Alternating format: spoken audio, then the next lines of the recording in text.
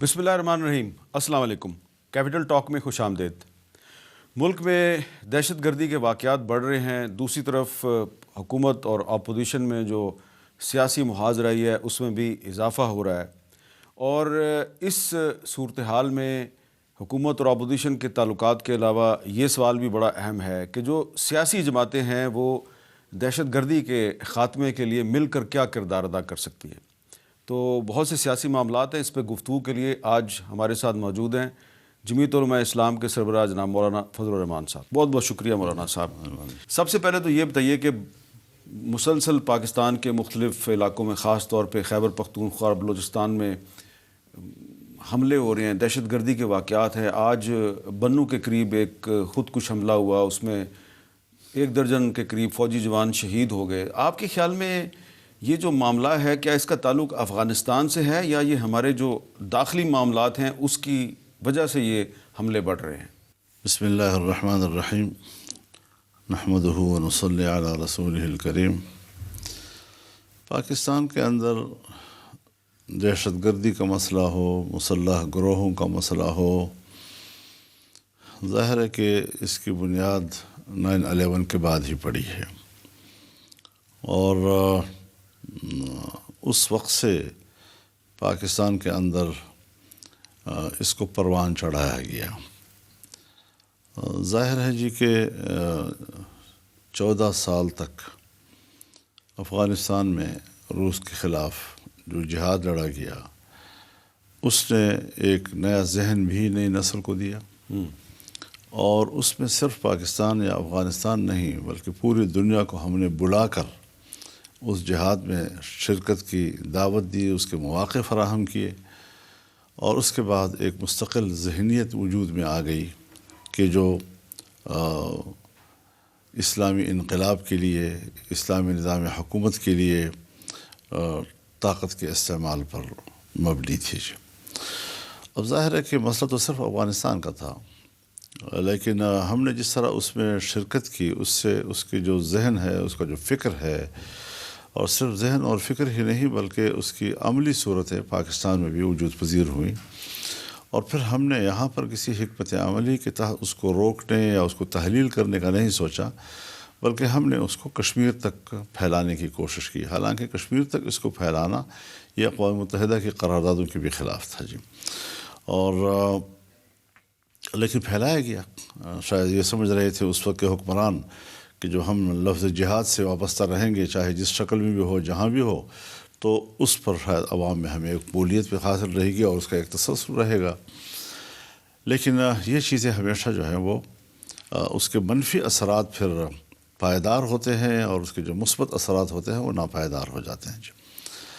اب بالکل شکل ہی بدل گئی کہ 9/11 کے بعد امریکہ اسی طرح عفریت بن کر افغانستان پر اترا جس طرح کہ روس ایک زمانے میں اترا تھا، اور پھر ہم نے یہاں پر ان کو اڈے دیے، ہم نے اپنے فضائیں ان کو دیں، اور ہمارے ہی اڈوں سے جہاز اڑتے تھے، اور افغانستان میں وہ امارت اسلامیہ یا افغان طالبان ان پر وہ بمباری کرتے تھے۔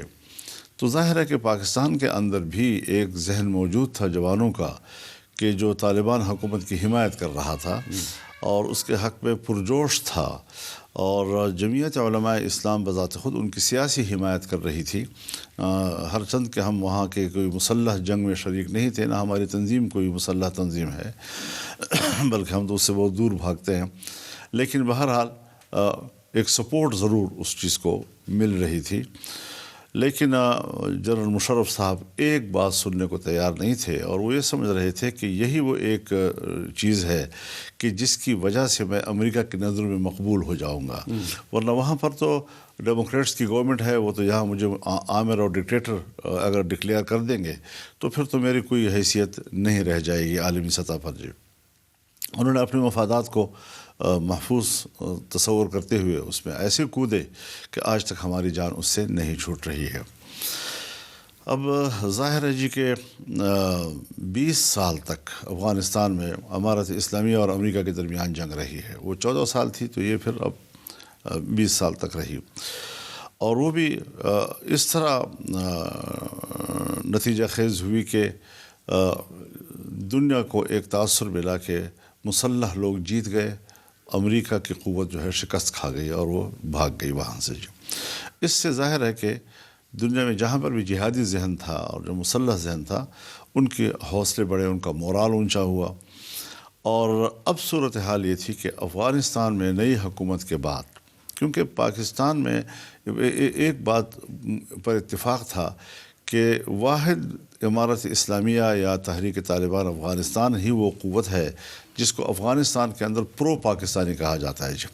باقی جتنی بھی تنظیمیں رہی ہیں وہ کچھ وقت تک تو پاکستان کے ساتھ اچھے تعلقات رکھتے تھے، لیکن بالآخر وہ انڈیا کے ساتھ انگیج ہو جاتے تھے اور وہ پاکستان کے مفاد کے خلاف چلتے تھے۔ تو اب اس صورتحال میں ہمیں اس کا فائدہ اٹھانا چاہیے تھا، اس میں ہمیں سفارتی ذرائع استعمال کرنے چاہیے تھے، ہمیں اس میں سیاسی ذرائع استعمال کرنے چاہیے تھے، اور افغانستان اس نئی امارت کی حکومت میں ایک کھلا میدان بن گیا، معاشی طور پر، تجارتی طور پر، کاروبار کے طور پر، جس کا سب سے زیادہ فائدہ پاکستان حاصل کرنا چاہتا تھا۔ لیکن ہمارے ہاں کوئی پالیسی ساز ادارہ تو نہیں ہے۔ لیکن آپ تو گئے تھے افغانستان، آپ کی ملاقات بھی ہوئی تھی ملا ہیبت اللہ صاحب سے، اس کا کوئی نتیجہ نہیں؟ وہ ایک الگ موضوع ہے۔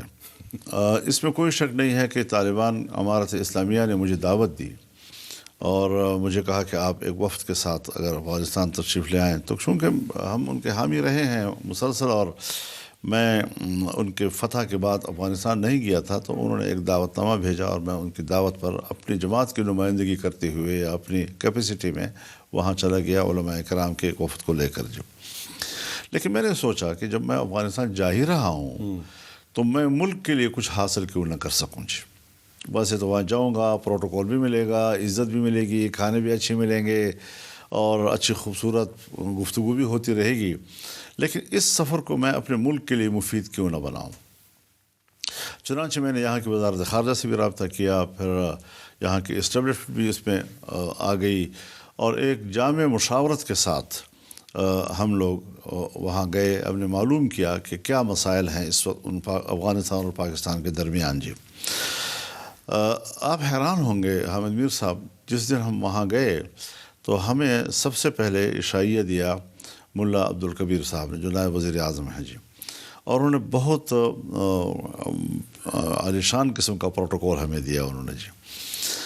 انہوں نے اپنی گفتگو جو کی وہاں پر، جو 20 منٹ 25 منٹ لگ بھگ کی تقریر تھی، انہوں نے وہی نکات اٹھائے کہ جو نکات ہم اپنے ذہن میں لے کر گئے تھے، اور میں نے ان سے کہا کہ آپ کی تقریر سے جو یہ 4 یا 5 نکات سامنے آ رہے ہیں، افغانستان میں جب بھی ہم گفتگو کریں گے یہی ہمارا ایجنڈا ہوگا، اور اس میں جامع 2 طرفہ تعلقات پر ہم بات کرنا چاہتے تھے۔ صرف ایک TTP یا اس حوالے سے کوئی ایجنڈا ہمارا نہیں تھا، بلکہ وہ بھی اس کی بھی بشمول ایک جامع پروگرام۔ اس میں ہم مہاجرین کے موضوع کو بھی سامنے رکھے ہوئے تھے، ہم سرحدات کے مسئلے کو بھی سامنے رکھے ہوئے تھے، ہم تجارت کے مسئلے کو بھی سامنے رکھے ہوئے تھے، ہم TTP کے مسئلے کو بھی سامنے رکھے ہوئے تھے۔ تو ایک جامع قسم کا ایک نکات ہم لے کر وہاں گئے، اور 1 ہفتہ ہم نے وہاں گزارا، اور ان تمام چیزوں پر ہم نے بڑی تفصیلی گفتگو کی مختلف فورمز پر، اور ہم نے وہاں ایک اتفاق رائے حاصل کر لیا جی۔ کوئی ایسا نقطہ نہیں رہا کہ جو ہمارے ذہن میں تھا ہم بطور ایجنڈا اس کو لے کر گئے اور ہم نے اس پر حاصل نہیں کیا ہو۔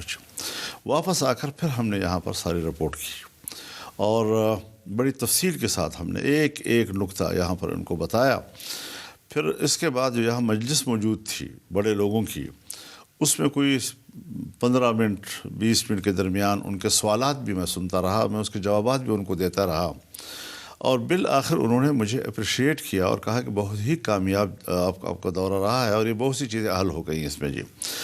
پھر یہ بھی انہوں نے سوال کیا مجھ پر کہ اس کا میکینزم اب کیا ہوگا، تو میں نے کہا یہ تو اسٹیٹ ٹو اسٹیٹ معاملہ ہے، یہ تو آپ نے بنانا ہے، ہاں جہاں پر آپ کو ہماری ضرورت پڑے گی تو ہم ضرور اس میں تعاون کریں گے، ملک کے مفاد کے لیے ہم سب کچھ کرنے کو تیار ہیں۔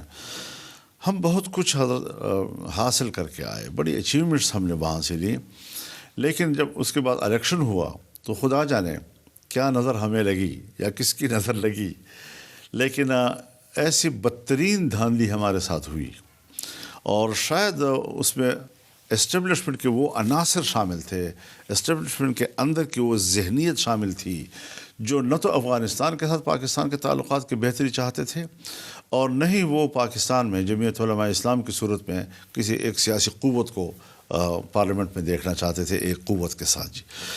انہوں نے پھر جو کھیل کھیلا، چاہے وہ بلوچستان میں کھیلا، چاہے سندھ میں کھیلا، چاہے خیبر پختونخوا میں کھیلا، وہ سب اپنی جگہ پر تو وہ ایک ناراضگی کا باعث بنا۔ اور ہم ہر چند کے پی ڈی ایم میں تھے، میں پی ڈی ایم کا سربراہ تھا، لیکن جو کچھ ہوا اس کے بعد پھر میں ایسی حکومت میں بیٹھنے کے لیے اپنے آپ کو اہل نہیں سمجھ رہا۔ تو آپ یہ سمجھتے ہیں کہ یہ جو معاملات آپ طے کر کے آئے تھے ان کو یہ حکومت اگر وہیں سے دوبارہ شروع کرے تو افغانستان کے ساتھ معاملات طے ہو سکتے ہیں؟ میں تو اب بھی سمجھتا ہوں کہ کچھ بھی ہاتھ سے نہیں گیا اگر ہم واقعی ان روٹس کو اپناتے ہیں کہ جو روٹس مسئلے کا حل ہو۔ مجھے آپ بتائیں جی، جنگ کے ذریعے کون سا مسئلہ حل ہوا ہے؟ کہیں نہ کہیں جا کر آپ کو کچھ نہ کچھ دینا پڑتا ہے، اور اس پہ ایک نظریاتی پہلو بڑا مد نظر رکھنا چاہیے کہ ہم اسٹیبلشمنٹ کے لیول پر پاکستان کو عالمی سطح پر مقبول سٹیٹ بنانے کے لیے اس کو سیکولر بناتے چلے جا رہے ہیں جی، تاکہ مذہب سے رشتہ جو ہے وہ پاکستان کا کمزور نظر آئے اور ہم امریکہ اور مغرب کی دنیا میں اچھے نظر آ جائیں جی۔ اب یہاں پر اس نظریے کے تحت سوچنا میں سمجھتا ہوں کہ یہ ایک تنگ نظری ہے، یعنی اور ایک بڑا نچلے سطح کا ایک تصور ہے کہ جس کو اتنے بڑے لیول پر، مملکتی لیول پر اٹھانا۔ سوچنا یہ چاہیے ہمیں کہ ہم اپنے ملک کی امن و امان کے لیے کیا کر سکتے ہیں، اور امن و امان آپ کو زمین مہیا کرتی ہے اقتصادی ترقی کے لیے۔ اگر امن و امان نہیں ہے تو آپ اقتصادی طور پر اوپر نہیں جا سکتے جی۔ چنانچہ ہم اس تذبذب میں ابھی تک مبتلا ہیں کہ ہمارا نظام معیشت مغرب سے وابستہ ہو، یا ہم دوبارہ ایشیا کو دنیا کی عالمی معیشت کا مضبوط گڑھ بنائے اور معاشی قوت اپنے ہاتھ میں لے۔ ہر چند کی اس کی قیادت جو ہے وہ اب روس نہیں کرے گا، چائنا ہی کرے گا، لیکن چائنا پاکستان کا دوست ہے۔ ہم اپنے اس 70-72 سالہ جو دوستی ہماری تھی، اور جو صرف دوستی تھی اور لوہے سے مضبوط تھی اور سمندر سے گہری تھی اور ہمالیہ سے اونچی تھی اور شہد سے میٹھی تھی، اس کو ہم نے ایک اقتصادی دوستی میں تبدیل کیا، اور سی پیک اس کا ابتدائی مظہر تھا اور بڑا کامیاب مظہر تھا، بہت بڑا اقدام تھا جی۔ لیکن ہم وہاں پر بھی ملک کے اندر ایسے ایسے ایجنڈے لے کر آئے کہ جہاں آج چین بھی ہمارے اوپر اعتماد نہیں کر رہا۔ ہم نے ہمارے ہاں جو سرمایہ کاری سعودی عرب نے کی تھی یا عرب امارات نے کی تھی، وہ بھی مایوس ہو گئے ہیں۔ ہم ان دوستوں کو جو پاکستان میں شوق رکھتے ہیں کہ وہ سرمایہ کاری کریں، دوڑ کر آنا چاہتے ہیں، ان کو تو ہاتھ لگائے ہوئے ہیں، اور جن لوگوں سے ہمیں امید وابستہ ہے وہ ہمیں ہاتھ لگائی ہوئی ہے کہ آپ آگے نہ بڑھیں، آپ آگے نہ بڑھیں جی۔ تو جو ہمارا تعاون کر رہے ہیں ان کو ہم روک رہے ہیں کہ آپ ہمارا تعاون نہ کریں جی، اور اگر وہ کرتے بھی ہیں تو اس کا اظہار کرنا بھی ہمارے ملک کے لیے مشکل ہو رہا ہے جی، اظہار بھی نہیں کر پا رہے جی۔ تو اس قسم کی چیزیں جب تضادات میں ہمارا اسٹیٹ جو ہے وہ ملوث ہوگا تو یہ نتائج آپ اب دیکھ رہے ہیں کہ کیا آپریشن جو 1910 میں شروع ہوا اور زرداری صاحب کی حکومت تھی 2010 جی 2010 میں شروع ہوا اور زرداری صاحب کی حکومت تھی، وہ بھی یہ مسئلہ تو پارلیمنٹ میں لائے، پارلیمنٹ میں تو گفتگو ہوئی، اور ہماری صدا جو ہے وہ بسہرا ثابت ہوتی رہی، ہر چند کے ہمارے دلائل کا ان کے پاس کوئی جواب نہیں تھا۔ لیکن چونکہ اب حکومت وہ، اسٹیبلشمنٹ وہ، دفاعی قوت وہ، سارا ذمہ داری دستوری لحاظ سے ان پر عائد ہو رہی تھی، ہم تو ایک مشورہ ہی دے سکتے تھے۔ تو ہم نے کہا جی آپ جو فیصلہ کرنا چاہتے ہیں وہ ہمارے تحفظات اپنی جگہ پر ہوں، لیکن ہمیں امن چاہیے۔ پاکستان کے عام آدمی کو جب امن ملے گا ہم آپ کو سراہیں گے کہ آپ نے بڑا صحیح۔ اب یہ جو بلوچستان میں ایک فوجی آپریشن کا فیصلہ ہوا، ایپیکس کمیٹی نے کل فیصلہ کیا، اس کے کوئی مثبت نتائج نکلیں گے؟ میں تو یہ سوچ رہا ہوں نا جی کہ کیا اب تک جو ہم جنگ لڑ رہے ہیں وہ نتائج کے لحاظ سے ہمارے لیے کافی نہیں ہے کہ ہم اس بات پر سوچیں کہ 20 سال سے ہم ایک جنگ لڑ رہے ہیں اور وہ جنگ بھی ہمارے وسائل محدود ہیں حضرت جی۔ ہم ملک میں طول و عرض میں پھیل کر اپنی جنگ کو اور اپنے فوجیوں کو پھیلا کر شاید یہ جنگ اس طرح نہ جیت سکیں جی.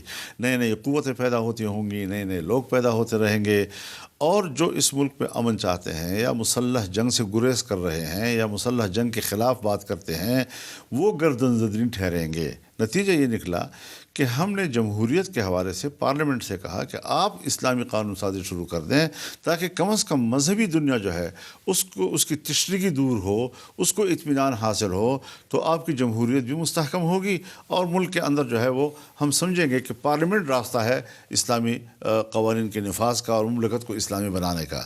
ورنہ اس طریقے سے تو وہ اپنی موقف جو ہے دنیا سے منوا لیں گے اور جمہوریت اپنا مقدمہ ہار جائے گا جی.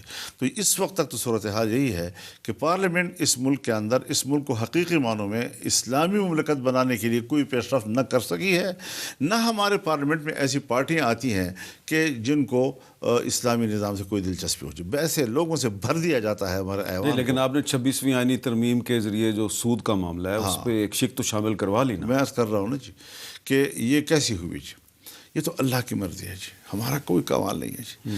ہمارے حجم کو تو انہوں نے پچھلی اسمبلی کی نسبت کم کرنے کی کوشش کی, آدھے سے بھی کم پہ لے آئے جی.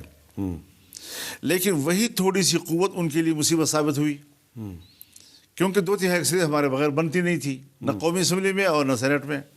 تو بالآخر انہوں نے پھر پارٹیوں کے اندر سے بندے جو ہیں چوری کرنے تھے, اور پھر لوٹوں کے ووٹوں سے انہوں نے یہاں پر نظام بنانا تھا. ہم نے اس کتاب کے اوپر بیٹھ کر ان سے بات کی, آئین پاکستان پر کہ یہ ہمارے ملی میثاق ہے, اور اس میثاق ملی پر ہم نقطہ بنقطہ آپ سے بات کریں گے. کیا آپ واقعی جو ڈرافٹ لائے ہیں وہ اس آئین کا اور اس آئین کی روح کا تقاضا پورا کرتا ہے یا نہیں پورا کرتا؟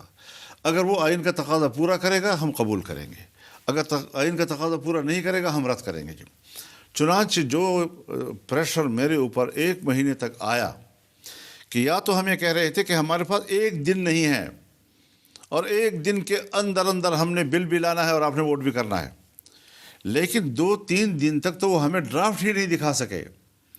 اور جب ہمیں ڈرافٹ ملا ایک کالے تھیلے میں یہاں رات کے 2 بجے, تو اس کو جب کھولا تو وہ تو ایک کالا ناگ تھا, اور اس کو جب ہم نے پڑھا, یہ آئین جو ابتدا میں پاکستان کے ہر شہری کے بنیادی انسانی حقوق کے تحفظ کی ضمانت مہیا کرتا ہے, اس کو ملیمٹ کر دیا گیا تھا جی اس ڈرافٹ کے ذریعے سے جی.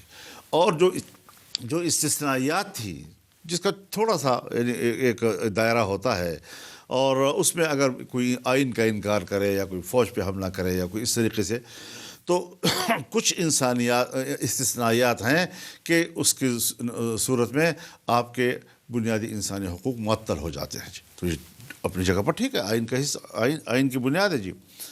اب اس کو مکمل طور پر ختم کرنا, استثنائیات کا دائرہ وسیع کر دینا اور بنیادی انسانی حقوق کا دائرہ تنگ کر دینا, یہ کون سی آئین کی روح ہے جی. تو اس طریقے سے عدلیہ کے معاملات پر, فوجی عدالتوں کے معاملات پر لمبے چوڑے ہمارے ان کے ساتھ پھر مذاکرات ہوتے رہے, بات چیت چلتی رہی, اور تقریباً 56 کلازز تھی اس ڈرافٹ کی, جس میں بالآخر 22 رہ گئی جی. باقی تمام پر وہ ان کو واپس دینے پر آمادہ ہو گئے جی, اور یہ اچھی بات تھی, مذاکرات کے ذریعے معاملات طے ہو رہے تھے. بعد میں ہم نے پھر اپنے 5 نکات اور ڈال دیے, 5 کلازز ڈال دیے, جس سے 27 ہو گئے جی. اس کا اتفاق بھی ہو گیا جی. پھر اس کے بعد دینی مدارس کے رجسٹریشن کا جو مسئلہ تھا اور ان کی بینک اکاؤنٹس کا جو مسئلہ تھا, یہ ہم نے اٹھایا تھا جب الیکشن سے پہلے 1.5 سال تک میاں شہباز شریف سے پرائم منسٹر بنے اور ہم ان کی کابینہ میں تھے. تو ہم نے یہ موضوع ان کے سامنے چھیڑا اور ہم نے کہا جی کہ ہم کوئی زبردستی آپ سے چیز نہیں بنوا رہے, ہم اپنے ملک کے قانون کے تحت معاملہ حل کرنا چاہتے ہیں.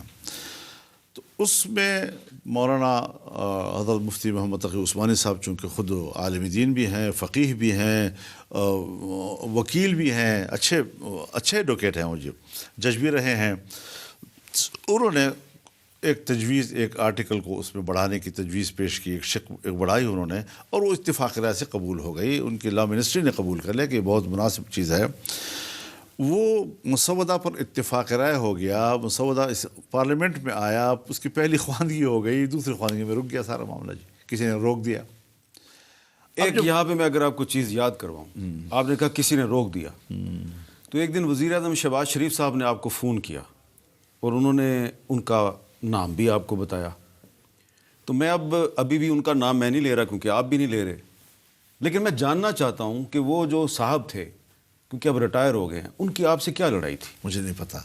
سامنے تو بہت میٹھے میٹھے، خوبصورت انسان، خوبصورت گفتگو، لیکن مجھے تعجب ہوا جب مجھے موبائل دکھایا گیا کہ اس ان کا میسج، ہاں، ان کے دوسری خواندگی کے دوران شقوار ان کے کیا کیا پیغامات آتے رہے اور کیا کہا. اس کا مطلب یہ ہے کہ وہ صاحب جو ہیں وہ پارلیمنٹ میں ہونے والی قانون سازی میں براہ راست مداخلت کر رہا تھا. اور جب مجھے اس کی پوری رپورٹ مل گئی تو میں خود جا کر رات کو عشاء کے ٹائم پہ میاں شہباز شریف صاحب سے ملا اور میں نے کہا یہ آپ روک دیں جی. انہوں نے کہا نہیں اس چیز شکل میں قبول کرو. میں نے کہا اس شکل میں قبول نہیں ہے جی، آپ بالکل روک دیں، ہمیں آپ سے کوئی گلہ نہیں ہے. اتنا ہمیں پتہ چل گیا کہ ہمیں کس غار سے ڈسا جا رہا ہے جی. اچھا، اب چلیں، یہ تو پچھلی جو شہباز شریف صاحب کی پچھلی حکومت تھی اس کا مسئلہ ہو گیا جی. اس کے بعد پھر الیکشن ہوا، پھر یہ 26ویں آئینی ترمیم آئی. مجھے وہ رات یاد ہے جب 26ویں آئینی ترمیم پر رائے شماری مکمل ہو گئی اور آخر میں وزیر قانون اعظم نذیر تارڑ صاحب نے اسپیکر صاحب کو روکا اور یہ مدارس والا بل پیش کیا، وہ منظور ہو گیا. اب کہاں پھنسا ہوا ہے؟ اب صدر مملکت کے پاس پھنسا ہوا ہے. ایک دفعہ تو یہ ہوا کہ بل پاس ہو گیا. بل پاس ہونے کے بعد اسپیکر کو متوجہ کیا گیا کہ اس میں ایک لفظ ہے جو قلم سے لکھا گیا ہے، اس لفظ کو سینٹ نے پاس کر لیا ہے، تو اگر آپ اجازت دیں تو یہ قومی اسمبلی بھی اس کو پاس کر لے تاکہ وہ لفظ جو ہے وہ ایڈ ہو جائے اس میں جی. وہ بھی پاس کر دیا گیا جی. اس کے بعد پیپلز پارٹی کے ایک دوست میرے پاس آئے کہ ابھی نماز کے فوراً بعد سائننگ سیریمنی ہو رہی ہے پریزیڈنسی میں، تو کہہ رہے ہیں کہ آپ اس میں شریک ہو جائیں. اب ہم تھکے ہارے، سارا دن بھی کھڑے کھڑے گزارا، رات بھی کھڑے کھڑے ہم نے گزاری، 27 دفعہ تو ہم نے سٹ سٹینڈ کیا. تو یہ سارا کچھ کرنے کے بعد میں ذہنی طور پر فیصلہ نہیں کر پا رہا تھا کہ میں جاؤں یا نہ جاؤں. لیکن ابھی ہم ایوان میں ہی تھے کہ جب اطلاع آئی کہ وہ فی الحال ذرا ملتوی ہو گیا ہے. اب ملتوی کیا ہوا تھا، شاید ظہر تک چلا گیا تھا یا کیا تھا، پتہ چلا تو تمام جو قوانین تھے وہ اس پر دستخط ہو گئے اور یہ ایک رہ گیا، اس پہ نہیں ہوئے. پھر آپ نے اس شاید سوال بھی کرنا ہوگا کہ یہ جو بعد میں قانون سازی ہوئی پھر اور ایکٹ پاس کیے گئے، وہ ایکٹس جو ہیں ان پر بھی دستخط ہو گئے، لیکن وہ جو دونوں ایوانوں نے پاس کیا تھا دینی مدارس والا بل، جو ایک معصوم بل تھا جی، اس پر ابھی تک دستخط. تو یہ تو دستخط تو صدر آصف زرداری صاحب نے کرنے ہیں، تو وہ تو آپ کی ایک فون کال پہ بیٹھے ہوئے ہیں، آپ فون کال کریں. اصل میں بات یہ ہے کہ وہ چلے گئے دبئی اور جہاز سے اترتے ان کا ٹانگ کا فریکچر ہو گیا تو پھر وہ وہیں پر رہے. یہاں پر یہ تبدیلی ضرور آئی کہ جو چیئرمین سینٹ تھے وہ قائم مقام صدر بن گئے اور جو ڈپٹی چیئرمین تھے وہ چیئرمین بن گئے جی. پھر ہم نے جب اس کا پیچھا کیا تو کہا گیا کہ کوئی کلیریکل ایک اور غلطی نکل آئی پریزیڈنسی میں جی. وہ پہلے لائی گئی ہے اسپیکر قومی اسمبلی کے پاس، انہوں نے اس کو ٹھیک کر کے دستخط کر دیے ہیں، اور اب وہ چلی گئی ہے چیئرمین سینٹ کے پاس، انہوں نے بھی جا کر اس پہ دستخط کر دیے ہیں اور دوبارہ پریزیڈنسی چلی گئی ہے جی.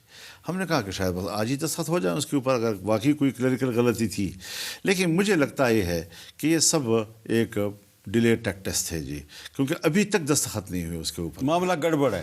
اب میں ابھی تک بدنیتی کا کوئی الزام نہیں لگا رہا ان لوگوں کے اوپر.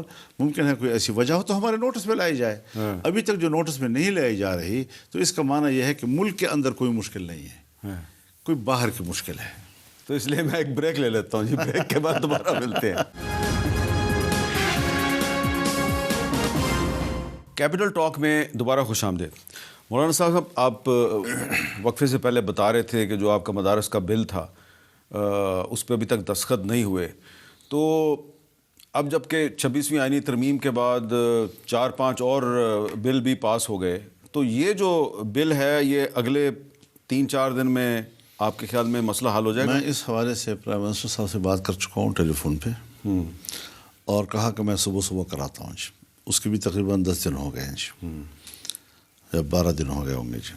ابھی 2-3 دن ہوئے میں نے بلاول بھٹو سے بات کی ہے کہ بھائی اپنے والد صاحب سے اس کا تذکرہ کرو، کیونکہ اب تو پاکستان وہ واپس آ گئے ہیں، اللہ تعالیٰ ان کو صحت دے دے. تو انہوں نے کہا جی مجھے میرے علم میں نہیں ہے کہ دستہ ابھی تک نہیں ہوئے، تو ضروری ہے پھر تو میں پیچھا کرتا ہوں. اس کا بھی ابھی تک جواب نہیں آیا، لیکن 2 دن ہوئے بات ہوئی ان سے. تو محسن نقوی صاحب سے بھی تو آپ نے بات کی؟ محسن نقوی صاحب سے بھی بات کی ہے، وہ بھی آج رات نہیں کل رات آئے تھے یہاں، اور ان کو نوٹس میں نے ساری تفصیل بتائی. میں یقیناً اس بارے میں ایک حجت پوری کرنا چاہتا ہوں تاکہ جو معاملات 1 مہینے تک شدید دباؤ کے باوجود مذاکرات کے ذریعے حل ہوئے، اب بھی اگر کوئی چیز تھوڑی سی باقی ہے یا کہیں ایک جہت سے کچھ خلا ہے، وہ بھی ہم باہمی اعتماد کے ساتھ ہی پورا کر سکیں. اچھا، آپ نے جو ذکر کیا کہ شاید باہر سے کسی نے اس کو رکوایا ہوا ہے، تو آج کل تو یہ جو حکومت ہے، شہباز شریف صاحب کے جو وزراء ہیں، یہ تو بڑی کھل کر امریکہ پر، برطانیہ پہ تنقید کر رہے ہیں. وہ کہہ رہے ہیں جی کہ دیکھیں یہ پاکستان کے اندرونی معاملات میں مداخلت کرتے ہیں، یہ کہتے ہیں جی انسانی حقوق کی خلاف ورزیاں ہو رہی ہیں. صرف اس بات پر بیرونی مداخلت ہو جاتی ہے جہاں کوئی ایسی بات آئے جو پی ٹی آئی کے حق میں جائے. اچھا، تو امریکہ سے اگر کوئی یا اس کے پارلیمنٹ سے کوئی ایسی خبر آتی ہے کہ جو پی ٹی آئی کے حق میں جاتی ہے، صرف وہی مداخلت ہے پاکستان کے معاملات میں، باقی نہیں ہے. تو یہ جو آپ کا جو مدارس کا بل ہے، آپ کو یقین ہے کہ اس پہ دستخط اس لیے نہیں ہو رہے کہ کہیں باہر سے گڑبڑ ہے؟ یہ ایک احتمال ہے، بہت دور کا احتمال ہے، میں بھی اس پر کوئی انفسائز نہیں کر رہا ہوں. اچھا، اب پھر یہ بتائیں کہ یہ جو 24 نومبر کو تحریک انصاف والوں نے اسلام آباد میں ایک احتجاج کی کال دی ہوئی ہے، اس کے بارے میں آپ کا کیا خیال ہے؟ یہ مناسب وقت ہے؟ میرا خیال تو مناسب نہیں ہے جی. اچھا. اور پھر یہ ہے کہ مسلسل ہوئے ہیں، اس سے اس کی وہ امیج گر جاتا ہے، اس کی وہ اہمیت گر جاتی ہے. ہاتھ ڈالو پکا ڈالو. دیکھیے، ہم نے پی ٹی آئی کی حکومت میں 14 ملین مارچ کیے پورے ملک کے اندر جی. اور ہر ملین مارچ جو ہے وہ ایک تاریخی تھا، اور ساری دنیا جانتی تھی کہ واقعی اسی کو کہتے ہیں جلسہ جی. اور پھر آزادی مارچ جو ہم نے کیا، پورے ملک سے جس طرح قافلے اترے اور اسلام آباد تک پہنچے ہیں، تو ہم ہاتھ بھی ڈالتے ہیں، پکا بھی ڈالتے ہیں. اور ہم جو احتمالات ہوتے ہیں کہ اس قسم کے مظاہروں سے یہ نقصان ہو سکتا ہے، یہ نقصان ہو سکتا ہے، یہ نقصان ہو سکتا ہے، پہلے ہم وہ دروازے بند کرتے تھے جی. نہ روڈ ہم بند کرتے تھے، نہ ٹریفک اس سے رکتا تھا، نہ کوئی املاک کو نقصان پہنچتا تھا، پتے کو بھی نقصان نہیں پہنچا، کوئی پھل اگر لٹک رہا ہے اس کو بھی نقصان نہیں پہنچا. تو کسی جگہ پر ایسی کوئی صورتحال اس کو ہم خود کنٹرول کرتے تھے. اور چونکہ ہم 14 ملین مارچ کر چکے تھے اور اسٹیٹ کو بھی اس کا اندازہ لگ گیا تھا کہ ان کو اپنے اجتماعات پر پورا کنٹرول ہوتا ہے، اور وہ اپنا احتجاج ضرور نوٹ کرا رہے ہیں لیکن اسٹیٹ کو نقصان نہیں پہنچتے، ان کے املاک کو نقصان نہیں پہنچا رہے. تو یہاں مظاہرہ ہمارا اسلام آباد میں بھی ہوا. یہاں اس قسم کی اسٹریٹجی بنانے والے لوگ نہیں ہیں جی. میں دیکھ رہا ہوں ان کی چیزوں کو، اگرچہ میں اس میں شامل نہیں ہوں، نہ میں اس کا شریک ہوں، لیکن میں ان کو حق دیتا ہوں اس بات کا کہ وہ جلسہ بھی کریں، وہ احتجاج بھی کریں، وہ مظاہرہ بھی کریں. لیکن جس انداز کے ساتھ ایکسپوز ہوتے جا رہے ہیں وہ اچھی بات نہیں ہے. اس کا میں سمجھتا ہوں کہ اس میں ان کی حکمت عملی مکمل نہیں ہے. بہت سے تحریک انصاف کے رہنما جو ہیں وہ آپ کے پاس مستقل آتے جاتے ہیں، بلکہ تو ان کی تو نیازمندی جو ہے اس کو دیکھ کر تو میں کبھی کبھی پریشان بھی ہو جاتا ہوں کہ اتنی زیادہ وہ آپ کے ساتھ نیازمندی کا مظاہرہ کرتے ہیں. آپ ان کو یہ سمجھاتے نہیں جو بات آپ مجھے بتا رہے ہیں ابھی؟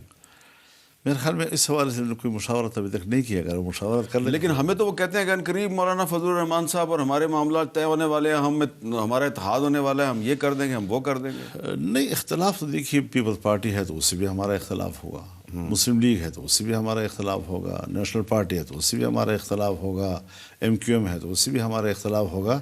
لیکن تلخی نہیں ہے. ہم ایک دوسرے سے ملنا جلنا، پی ٹی آئی کے ساتھ تلخی تھی.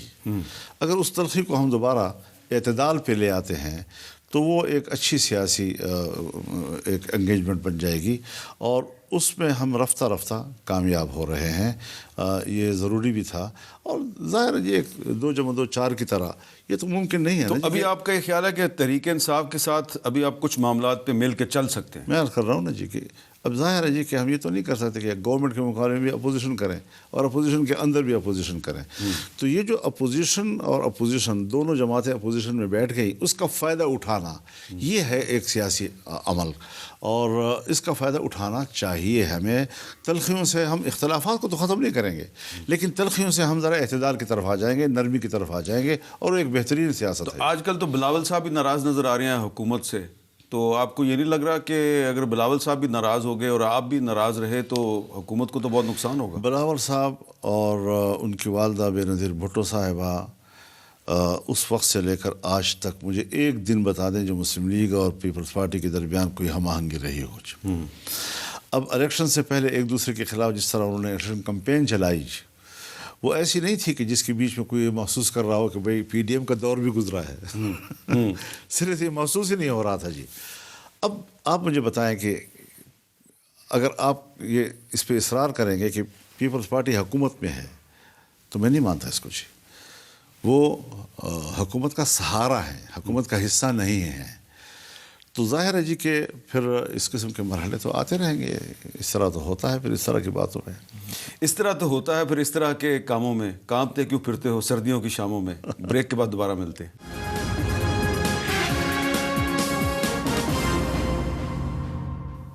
کیپٹل ٹاک میں دوبارہ خوش آمدید۔ مولانا صاحب، جو 26ویں آئینی ترمیم جب منظور ہوئی تو اس پہ جو کچھ اسلامی دفعات آپ نے شامل کروائیں تو اس پہ جو دینی حلقے تھے ان میں بڑی آپ کو پذیرائی ملی اور علماء کرام کے حلقوں میں بڑی خوشی تھی۔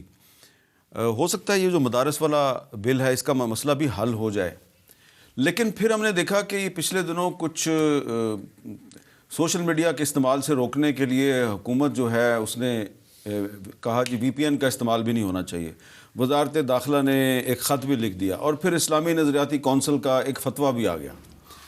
تو یہ ایک عام ایک خیال یہ ہے کہ یہ جو کچھ خوش آمدی قسم کے علماء ہیں وہ فرمائشی فتوے دیتے ہیں اور مجموعی طور پہ جو علماء کرام کا امیج بڑا متاثر ہوا ہے۔ اس رائے سے آپ اتفاق کریں گے؟ دیکھیے، ایک چیز ہے کہ گورنمنٹ کسی چیز پر پابندی لگاتی ہے یا نہیں لگاتی، وہ حکومت ہے وہ ایک ذمہ داری کے تحت یہ دیکھتی ہے کہ یہ چیز جو ہے وہ معاشرے میں اچھائی پھیلا رہی ہے یا برائی پھیلا رہی ہے، یا اس چیز سے گورنمنٹ کو کیا مشکلات پیدا ہو رہی ہیں، سسٹم کو کیا مشکلات پیدا ہو رہی ہیں، اس پر ان کا ایک ثوابدید ہوتا ہے کہ وہ ایک فیصلہ لے، اور وہ ظاہر ہے کہ وہ ان حالات کے تحت ہوتا ہے، کوئی دائمی فیصلہ نہیں ہوا کرتا جی۔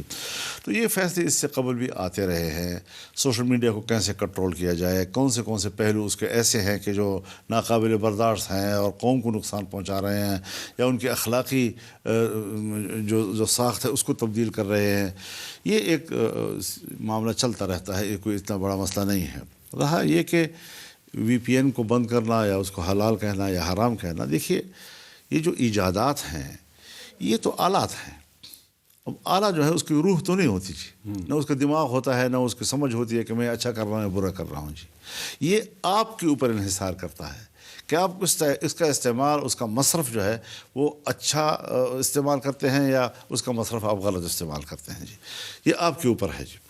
اب اس پہ توازن گورنمنٹ کو دیکھنا ہوتا ہے کہ یہ آلہ جو ہے یہ اچھائیوں کے لیے زیادہ، مثلا بندوق ہے تو بندوق کے بارے میں یہ ہوتا ہے کہ اس کی اچھائی والا پہلو جو ہے وہ بہت کم ہے، نقصان والا پہلو زیادہ ہے، تو اس کے لیے لائسنس قرار دینا، شرطیں کرنا کہ اس شرط پر آپ رکھیں گے اور یہ رکھیں گے، اور اس طرح کبھی لائسنس پر بھی پابندی لگ جاتی ہے کہ بھئی لائسنس یافتہ اسلحہ بھی آپ باہر نہیں لا سکیں گے اور اس کی نمائش نہیں کر سکیں گے، یہ وغیرہ انتظامی معاملات ہیں جی۔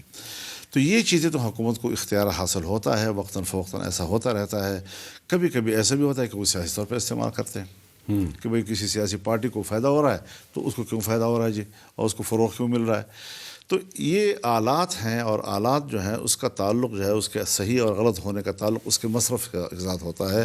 اگر آپ اس کو اچھائیوں کے لیے استعمال کرتے ہیں، اس میں قرآن کریم کی تلاوت کرتے ہیں، اس پہ تفسیر پڑھتے ہیں، اس میں علماء کرام کے درس آپ سنتے ہیں، اس میں اچھی قسم کے آپ تعلیمات حاصل کر رہے ہیں، حدیث کا مطالعہ کر رہے ہیں، یہ پہلو بھی بہت زیادہ ہے اس کے اندر، لیکن فحاشی اور اریانی والے پہلو بھی بہت زیادہ ہے اس کے اندر جی۔ اب نوجوان کو اور آج کے نوجوان کو کون سا پہلو زیادہ متاثر کرتا ہے؟ میرے خیال میں جو روحانی اور صاف پہلو ہے وہ کم، اور جو بد تہذیبی اور بد اخلاقی ہے وہ زیادہ متاثر کر رہا ہے۔ اب یہ چیز تو ایک ایسی چیز ہے کہ جس کے ساتھ اسلامی ذکر کا کیا تعلق ہے جی؟ یہ تو گورنمنٹ کے معاملات ہیں، وہ اپنے فائدے نقصان، ملک کے فائدے نقصان، معاشرے کے فائدے اسلامی نظریاتی کونسل نے غیر ضروری فتویٰ دے دیا، غیر ضروری میرے خیال میں دیا، اور اچھا ہوا کہ ان کے اپنے اراکین نے اس کا نوٹس لیا، تو انشاءاللہ حل ہو جائے گا اچھی طرح۔ آخر میں باقی میں آپ کو یہ بات بتا دوں جی کہ جہاں تک راغب حسینی صاحب کا تعلق ہے، معقول آدمی ہے جی، ایسا نہیں ہے، لیکن انسان ہے ٹھیک، بعض دفعہ کوئی ایسی بات انہوں نے اپنے اچھے خیال سے کی ہوگی اور اس کا جو چلیں اچھی تاثر بات ہے. آیا وہ اچھا نہیں ہوا. جی آخر میں یہ بتائیں مولانا صاحب کہ آپ کی جو جماعت ہے یہ کئی سال سے اس کے اندر یہ بحث چل رہی ہے کہ پارلیمانی سیاست جو ہے اس کو برقرار رکھا جائے، عسکریت کی طرف چلے جائیں، اور یہ جو 8 فروری 2024 کا الیکشن ہے اس کے بعد سے پھر سے آپ کی جماعت کے اندر یہ گفتگو شروع ہو گئی ہے.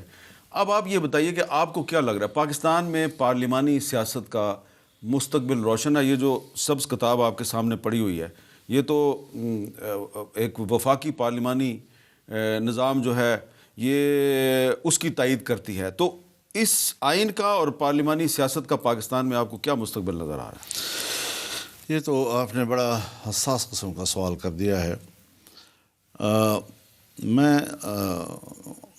میری عادت ہے، میری جماعت بہت سنجیدہ جماعت ہے، وہ ہر معاملے کو بڑے سنجیدگی سے دیکھتی ہے. پارلیمنٹ کو ہم سے کسی نے زبردستی نہیں بنوایا. اگر ہندوستان میں جمعیت علماء ہند وہ پارلیمانی سیاست نہیں کرتی تو کوئی زبردستی تو نہیں کرا سکتی. پاکستان کے اندر مجلس احرار اسلام ہے، وہ پارلیمانی سیاست نہیں کرتی، کوئی زبردستی کرا سکتی ہے. منظور پشتون ہے، وہ کہتے ہیں کہ میں پارلیمانی سیاست نہیں کرتا، کوئی زبردستی تو نہیں کرا سکتا اس سے. تو ہم سے بھی کسی نے یہ زبردستی یہ راستہ نہیں اپنایا. ہم نے ملک کے حالات کو اور ملک کی سیاست میں ایک مؤثر کردار کے لیے اس کو ایک مناسب فورم سمجھا ہے، اور ہم بڑے اختیار کے ساتھ اس نظام کے ساتھ چل رہے ہیں اور خوش اسلوبی کے ساتھ چل رہے ہیں. لیکن یہ بات یاد رکھنی چاہیے کہ پارلیمانی سیاست میں ضرور سیاسی جماعت کا یہ ہدف ہوتا ہے کہ میں اقتدار تک بھی پہنچوں. لیکن اقتدار تک پہنچنے کے لیے نظریات کا سودا نہیں کیا جاتا، مقاصد کا سودا نہیں کیا جاتا. اس کے لیے جدوجہد جاری رہتی ہے، اور جتنے آپ کے اندر طاقت اور بساط ہے اس کے مطابق آپ آگے بڑھ رہے ہیں اور بڑھ رہے ہیں. اب اس حوالے سے جمعیت علماء ایک پارلیمانی سیاسی جماعت ہے، اور ملک میں جمہوریت کی جو تعریف اس آئین نے کی ہے کہ جس میں پارلیمنٹ کو یا اس کی اکثریت کو قرآن و سنت کے منافی قانون بنانے کا حق حاصل نہیں ہے، بلکہ قرآن و سنت کے تابع قانون سازی کا پابند ہے ہماری پارلیمنٹ. اور اس حوالے سے جو ہماری اسلامی نظریاتی کونسل ہے، اسلامی نظریاتی کونسل کی رپورٹ آتی تھی سن 73 سے اور جا کر کمیٹی کے روم میں ڈمپ ہو جاتی تھی. اور آج تک اسلامی نظریاتی کونسل کی سفارشات جو مکمل ہو چکی ہیں، اور جو موقع بموقع کوئی مسئلہ آتا تھا اور پارلیمنٹ ان کے پاس بھیجتا تھا، اس کی بھی سفارشات مکمل ہو چکی ہیں، لیکن آج تک ایک قانون سازی نہیں ہوئی. اب ظاہر ہے کہ ہم کسی سے پارلیمنٹ کے قانون سازی کا اختیار تو نہیں سلب کر سکتے یا اسلامی نظریاتی کونسل ایسا ادارہ بھی تو نہیں ہے کہ وہ پارلیمنٹ کی قانون سازی کا حق سلب کر سکے. لیکن قانون سازی تک ہم پہنچیں گے تب جب اس پر ڈیبیٹ تو ہوگا. ٹھیک ہے. تو اب یہ ہے کہ اس آئین میں انہوں نے یہ کر دیا ہے کہ صرف پیش ہی نہیں ہوں گی بلکہ پارلیمنٹ ڈیبیٹ ہوگا. اب جو ڈیبیٹ ہوگا تو 2 حصے بن جائے گا ایوان، ایک اس کے حق میں جائے گا، ایک اس کے خلاف جائے گا.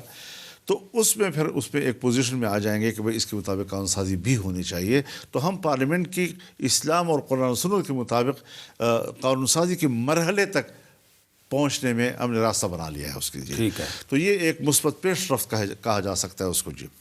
دوسری بات یہ ہے کہ شریعت کورٹ اس پہ آ گئی. اب شریعت کورٹ آپ کو پتہ ہے کہ وہ اتنے کمزور کورٹ ہے کہ اگر اس کے فیصلے کے خلاف سفید کاغذ پر بھی آپ کچھ لکھ کر سپریم کورٹ میں بھیج دیں یا اس کے اپیلیٹ بینچ میں بھیج دیں تو فیصلہ ختم، اور پھر وہ 100 سال تک بھی نظر ثانی میں لگا رہے گا، کوئی اس کو سننے والا نہیں ہوتا. آج شریعت کورٹ کو مضبوط اور مستحکم کر دیا گیا ہے اور اس کے ہر فیصلے کو نافذ العمل قرار دیا گیا. 26ویں آئینی ترمیم کی ترمیم کے تحت اس کے خلاف اپیل کا حق تو آپ کسی سے نہیں چھین سکتے. ٹھیک ہے. اب کوئی شخص چلا گیا سپریم کورٹ میں یا اس کے اپیلیٹ بینچ میں، اپیلیٹ بینچ میں یا اپیل کے ادارے میں اس کو پابند کر دیا گیا ہے کہ آپ 1 سال تک ضرور فیصلہ دیں گے، چاہے آپ آئین کی روح سے مثبت فیصلہ دیں یا منفی فیصلہ، آپ کو اختیار ہوگا. لیکن اگر نہ دے سکے تو خود بخود وہ فیصلہ نافذ العمل ہو جائے گا. ٹھیک ہے. دوسرا یہ کہ شریعت کورٹ کا کوئی جج اپنی ہی کورٹ کا چیف جسٹس نہیں بن سکتا تھا، اور کوئی جج آتا بھی نہیں تھا کہ یہاں پر تو جج کی اہمیت ہی ختم ہو جاتی ہے جی۔ اب یہ ہے کہ اس 26ویں آئین کے تحت شریعت کورٹ، فیڈرل شریعت کورٹ کے ججوں میں سے ایک جج خود اس کورٹ کا چیف جسٹس بن سکے گا، تو فیصلے بھی اس پر عمل درآمد ہو جائے گا اور باقی چیزیں معاملات بھی بہتر ہو جائیں گی۔ اور سود کے لیے چونکہ کورٹ فیصلہ دے چکی ہے، یہی فیڈرل شریعت کورٹ، تو جب اس نے فیصلہ دے دیا ہے کہ ربا جو ہے 31 دسمبر 2027 تک اس کو اس مالیاتی نظام کو سود کے آلائش سے پاک کر دیا جائے، تو ہم نے کہہ دیا کہ 31 کے بعد ربا ختم ہو جائے گا جی، یکم کے بعد، جنوری 28 کے بعد جی۔ اب اگر آپ اس پالیسی کو پڑھیں گے اور پھر کورٹ کے فیصلے اور شریعت کورٹ کے فیصلے کو آپ پڑھیں گے اور پھر اس کو جو آئینی اختیار میں اضافہ کیا گیا ہے اس کو آپ پڑھیں گے اور ان کو یکجا کریں گے، تو مفر نہیں ہوگا کہ اس سے کوئی انحراف کر سکے۔ اور جب کورٹ میں بھی کوئی آدمی جائے گا تو میرا جو لا منسٹر ہوگا یا میرا جو اٹارنی جنرل ہوگا، کیا وہ اپنے آئین کی پالیسی کے خلاف جائے گا؟ نہیں جائے گا۔ اس کے مطابق ان کو کہنا ہوگا کہ ہاں کورٹ کا فیصلہ ہے اور وہ نافذ العمل ہے، اب اس کے بعد ملک کے اندر کوئی مالیاتی نظام وہ سود کی آلائش کے ساتھ نہیں ہو سکتا۔ تو آپ نے کافی کچھ حاصل کر لیا، الحمدللہ، بہت بہت شکریہ۔ بڑی مہربانی۔